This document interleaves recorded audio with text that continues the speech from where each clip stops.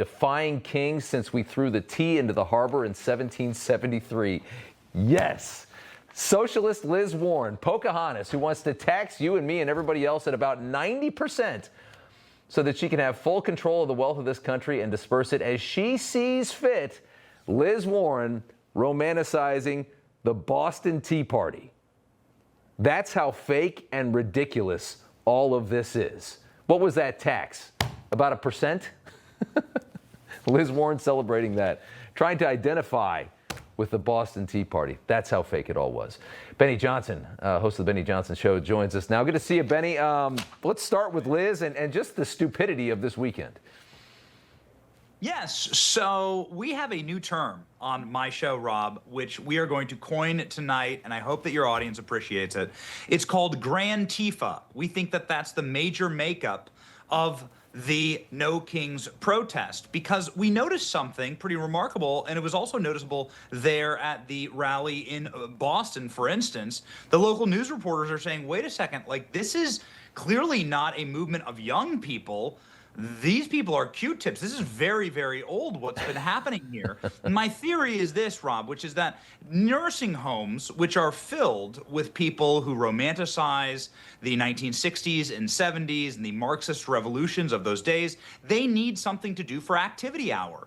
And they've got to have something safe and free. And so they can just wheel out their residents, hand them a sign directly out of a George Soros van, and those residents can go and march for a little while, or walk in their walkers, or roll in their wheelchairs, or their rascals. And that is why you see predominantly no young people at these protests. But one other thing that you don't see, and the reason why you don't see young people, is that young people want something to look forward to. They want something to be encouraged by. They want a future that they can look to. And that's nothing that the Democrat Party is providing. They're providing the same old communist playbook that they provided in the 60s and 70s. Some horrible people at these rallies, too. And you're right, I noticed how old it was. There were a few younger people, and we saw one protester seemingly mock the assassination of Charlie Kirk in a video. It appears she's a school teacher in Chicago.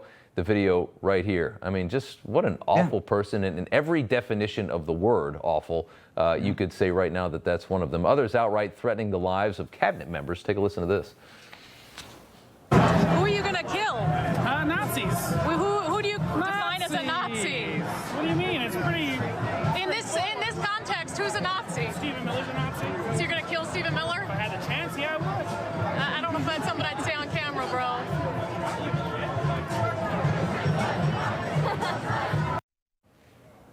Interesting crowd, right?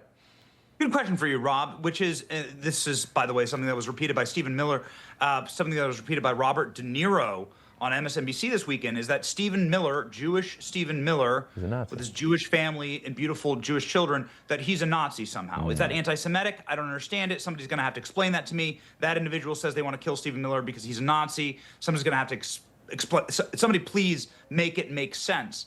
Yep. But it purely is just visceral hate. These are the people who are educating our children. These are the people who are marching in the streets. This woman is reenacting Charlie Kirk's murder. She's a teacher at a K-8 school in Chicago. Again, there's no way to explain this other than good versus evil, darkness versus light, godliness versus godlessness. And these are not the people. Homeschool your kids, man. Right. I know. That's the scariest part, especially in a place like that. You know, everybody's reporting the same stories, the same spin. You turn the channel, it's always the same. But not us. We're different. We report the real news. No spin, just the facts. Turn to us, and you won't turn back. Tune in to Rob Schmitt tonight on Newsmax.